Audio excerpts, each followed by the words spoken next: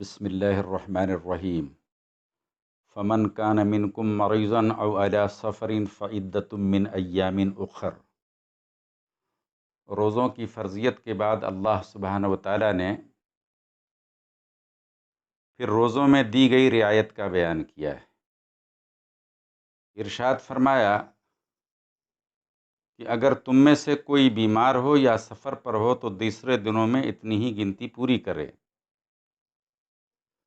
آیت کریمہ کے ان جملوں سے یہ بات معلوم ہوئی کہ جو انسان بیمار ہے اس پر رمضان کے روزوں کی فرضیت ساقط ہو جاتی ہے۔ اگر وہ روزہ رکھ لیتا ہے تو روزہ ادا ہو جاتا ہے، اور نہ رکھے تو کوئی گناہ نہیں ہے، البتہ بعد میں ان روزوں کی قضا کرنی لازمی ہوگی۔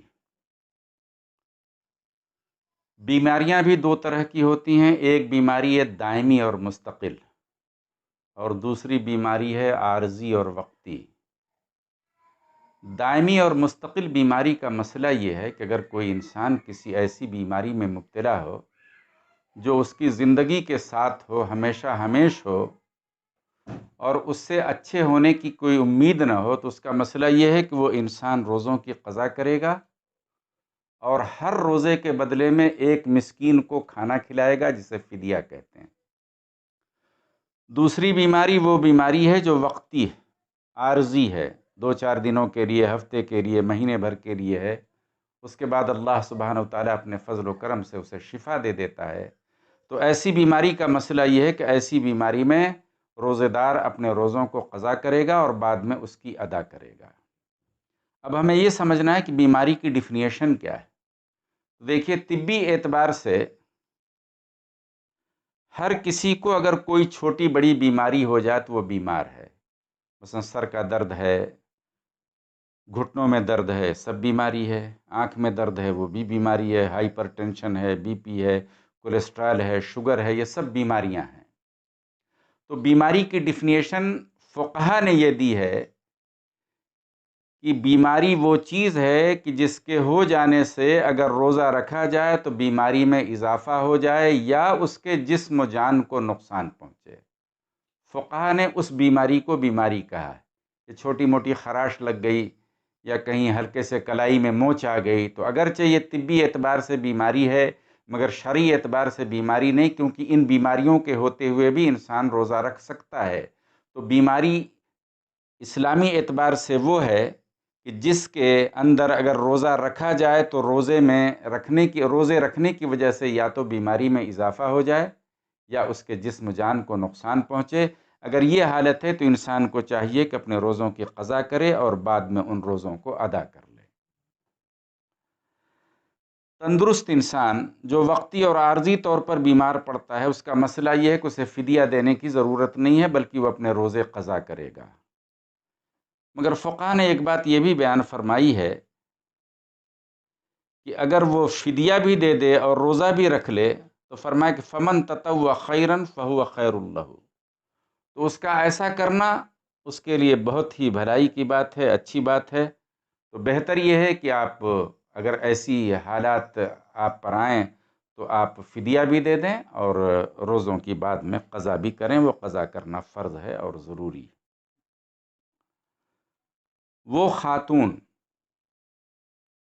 جو حمل سے ہو اور دوران حمل اس پر رمضان کا مہینہ آ جائے تو حمل کی وجہ سے اپنے روزوں کو چھوڑ سکتی ہے۔ اگر چھوڑنا چاہے تو روزوں کو چھوڑ سکتی ہے، وہ کوئی گناہ نہیں ہے۔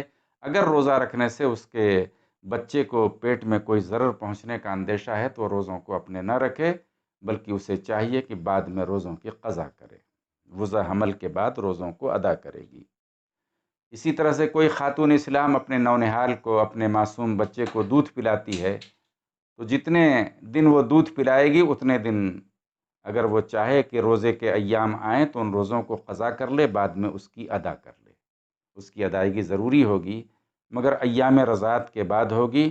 تو حاملہ عورت اور دودھ پلانے والی عورت کا بھی روزہ معاف ہے، وقتی طور پر وہ روزہ چھوڑ دے گی، بعد میں ان روزوں کی قضا کرے گی۔ ایک مسئلہ ہے فقہ میں شیخ فانی،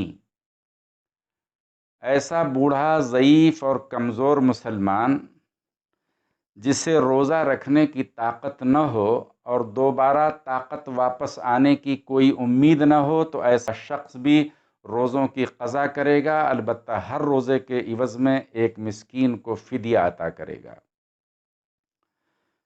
शेख फ़ानी के बारे में फ़ुक़हा में इख्तिलाफ़ है। इमाम अहमद बिन हम्बल रहमतुल्लाह अलैह की फ़िक़्ह का ये मसला है कि 80 साल की उम्र के बाद इंसान शेख फ़ानी होता है।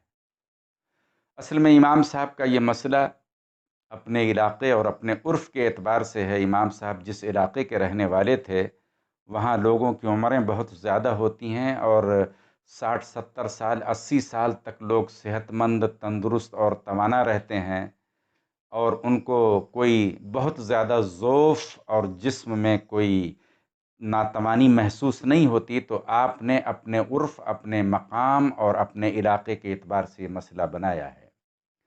इस मामले में सबसे बेहतरीन राय इमाम अबू हनीफ़ा रहमतुल्लाह अलैह की है।